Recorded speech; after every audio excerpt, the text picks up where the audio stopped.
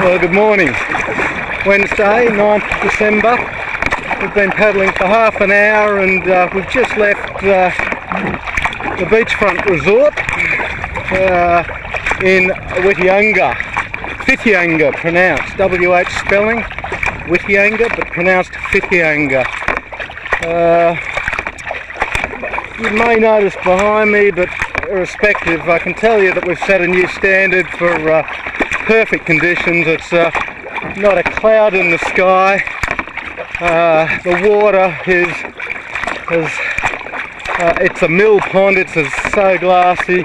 There's the barest hint of a ruffle of breeze just starting now, but you know, we're talking, let's put it this way, you wouldn't be moving if you're on a sailing boat. It's nothing.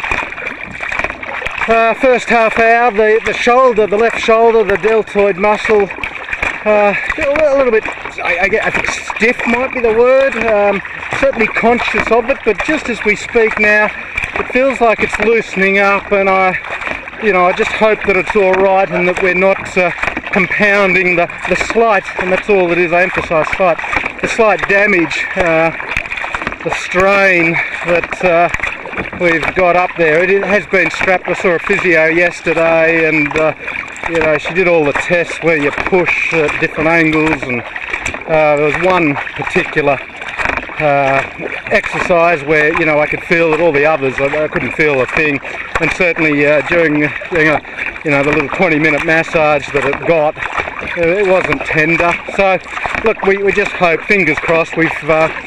It's Wednesday today. Our last paddling day was Sunday when we did the 49.25 kilometres according to the GPS. So we've had 2 full days rest. I've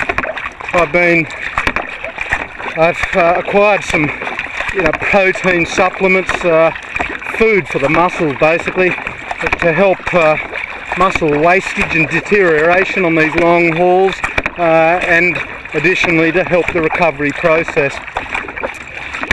Anyway, as you can see, just stunning conditions. It's just that we're just paddling gently. We'll build into it as the day goes. Weather report was for, I think, 10 knot westerlies this morning. It's certainly not 10 knots now. I'll be protected by the coast from any sort of westerly. 10 knots is nothing to be worried about, that's for certain. Swinging round to the northeast, I believe, this afternoon. 10 to 15 knots is the prediction. And then for the next 3 days, they're predicting nor'westers, which is, these are the nice sort of summery, easy winds in summer, as I understand it.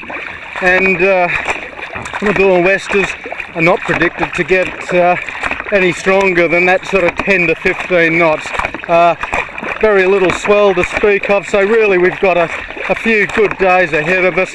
The plan today is to paddle as far as somewhere called Slipper Island, just off the coast. It has camping facilities. Somebody even suggested running hot water, so hey, that's a pretty decent campsite as far as I'm concerned. So 39 kilometres today, these sorts of conditions, that should not be hard at all. We have a stop-off planned at a place called Hot Water Beach, and as the name suggests, pretty much exactly what it is. There are hot springs coming up through the sand. The advice that what I've read is to suggest that people, if you're going to dig a hole to access those hot springs, do it just near where the ocean meets the beach, because you'll need a bit of that cooler water just to temper the heat that's in the springs. Otherwise, you might scald yourself.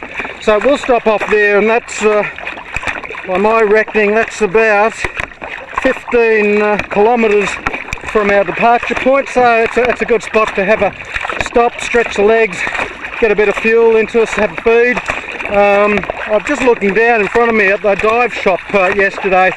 I went and bought a little, I guess you'd call it a slate, so it's a little white piece of plastic with a pencil, it seems, some sort of lead, which enables me to write stuff down, and then obviously it doesn't get washed away, or hopefully won't get washed away. The reason for that is that when I'm on the move, it's not always easy just to remember the things that you put in your head, and to be able to just look down in front of me here, I've got low tide 7:18 a.m. this morning. We left at exactly 8 o'clock. Uncanny how we seem to keep departing at 8 o'clock. That's a good thing, I think. Get into the routine. Up ahead of me as we speak, I can see 1, 2, 3, 4. That was 4 birds just hitting the water. 5, 6. They're just bombing. It's fantastic.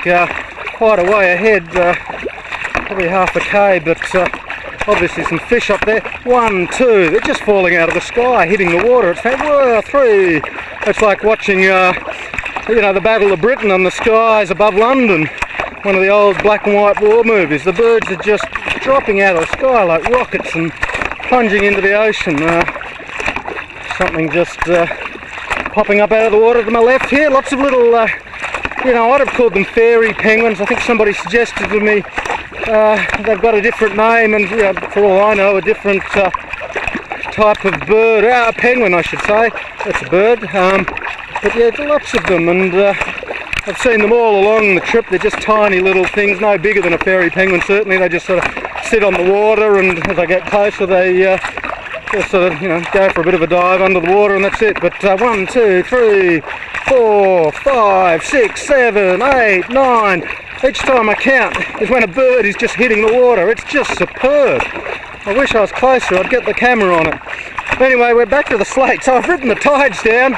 I can tell you that it's high tide as I look at my slate here at 13:43. That's 1:45.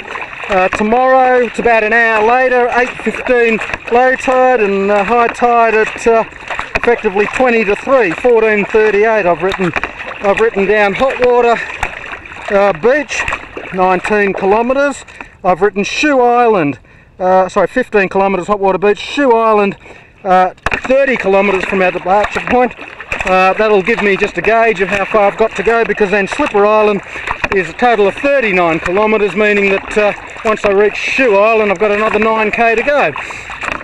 So it's just nice to have this in front of me, and just sits here clipped to my my PFD, my flotation device, or the skirt that's also attached to me. So it just means that I'm not constantly having to, you know, push the buttons on my GPS and take my hands off the paddle and lose momentum.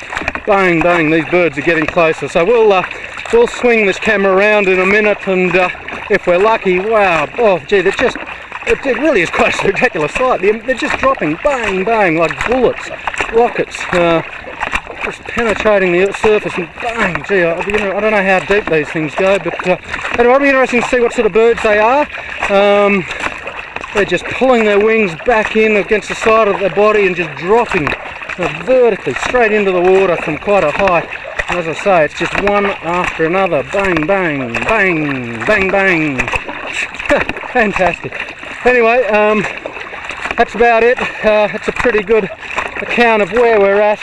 The kayaks, one more thing, the kayak is loaded, and I sent a book and instruction manual, a battery, back to my friends in Auckland yesterday, thinking, look, these are superfluous, and as we go on, you know, there's going to be things that I realise are just not necessary. I am concerned. I mean, the kayak is full. It's not a bad thing to have a kayak in which everything's packed snugly so that it doesn't move around. In fact, it's very important, but I'd prefer to be filling up dead space with bags of air. I've learnt that I can put air into my water bladders that aren't being used for water, and they blow up like a pillow, but basically by doing so they're filling up the dead space and at the same time holding in place the heavier items that should be closer to the centre of the kayak and at the bottom of the kayak, so that it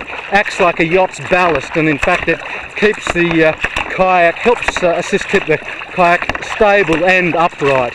The last thing you want is if you turn over for those things to all drop onto what was the ceiling of the hull, and effectively then means that the kayak wants to stay upside down. So if they're firm and the weight stays at the bottom of the hull, that'll actually help make the kayak want to right itself.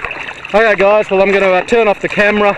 We've got a day ahead of us. This, as I say, the arm is just, yeah, I'm not thinking of it now. It's loosened up. I just hope that we're not going to do any damage later on. But it feels good for the time being. Okay, over.